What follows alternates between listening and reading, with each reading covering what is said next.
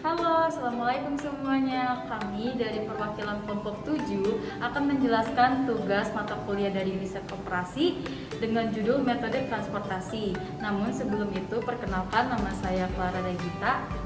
Saya Monik Rizka Anggraini. Kenalkan, nama saya Fathan Mubina. Saya Desindara Rasayuning Tias. Saya Puja Puspita Sari Dewi.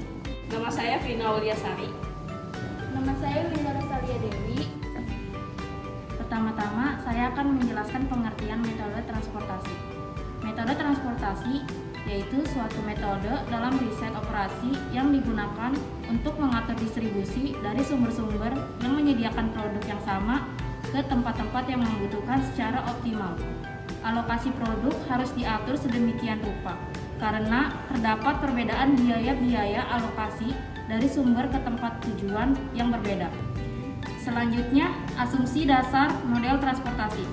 Asumsi dasar model transportasi ialah biaya transportasi pada suatu rute tertentu, proporsional dengan banyaknya unit yang dikirim.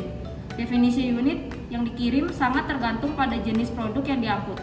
Yang penting, penawaran dan permintaan akan barang yang diangkut harus konsisten. Selanjutnya di sini saya akan menjelaskan tentang contoh kasus pada metode transportasi. Suatu produk yang dihasilkan pada 3 pabrik atau sumber, yaitu Cimahi, Bandung, dan Cilacap harus didistribusikan ke 3 gudang atau tujuan, yaitu Semarang, Jakarta, dan Surabaya. Setiap pabrik memiliki kapasitas produksi tertentu, dan setiap gudang memiliki jumlah permintaan tertentu terhadap produk tersebut. Dengan diketahui biaya transportasi per unit dari masing-masing gudang, biaya transportasi minimum dari kegiatan pendistribusian produk tersebut dari ketiga pabrik, ketiga gudang dapat dihitung di S1, S2, S3 bisa ke D1, D2, dan D3. Contoh masalah transportasi seimbang. Sebuah perusahaan negara berkepentingan mengangkut pupuk dari 3 pabrik ke 3 pasar. Kapasitas suplai ke 3 pabrik, permintaan ke 3 pasar, dan biaya transportasi per unit adalah sebagai berikut.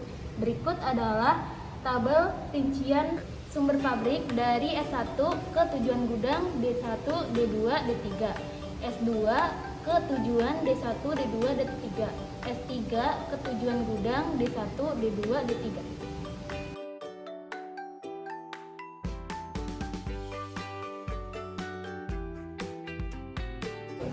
Selanjutnya yang kedua adalah metode penyelesaian masalah transportasi sebagai solusi dasar awal. Metode pojok barat laut. Langkah-langkah penyesuaiannya itu yang pertama, mulai dari pojok barat laut tabel dan alokasikan sebanyak mungkin pada X11 tanpa menyimpang dari kendala penawaran atau permintaan.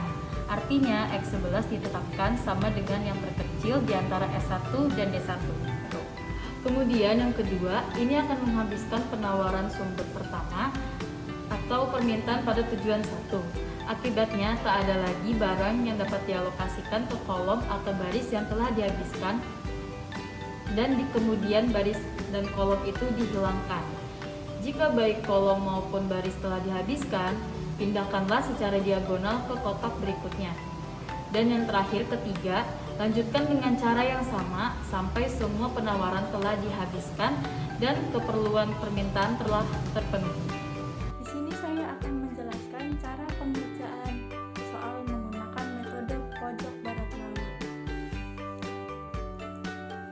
Bisa kita lihat contoh penyelesaiannya. Di situ terdapat penawaran dan permintaan pada pabrik 1, 2, 3 dan pasar 1, 2, 3.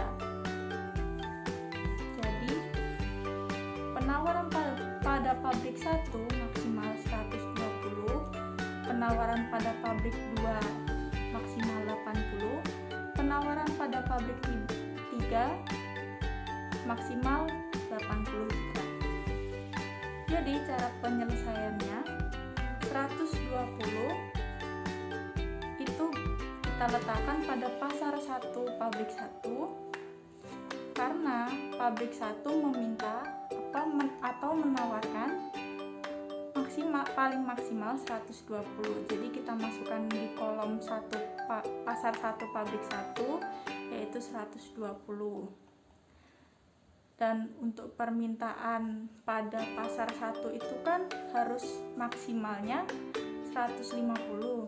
Jadi kita sudah punya 120 pada pabrik 1, pasar 1, dan ke bawahnya itu kita kurangkan dari 150 dikurangi 120, yaitu 30. Jadi pada pasar 1 permintaannya sudah terpenuhi menjadi 150. Selanjutnya yaitu pada pasar 2, pabrik 2 itu kan pada pabrik 2 maksimal biaya penawarannya yaitu 80. Nah, kita ingat-ingat kembali tadi di pabrik 2 sudah ada 30. Jadi 80 dikurangi 30 hasilnya kita taruh di pasar kedua yaitu 50.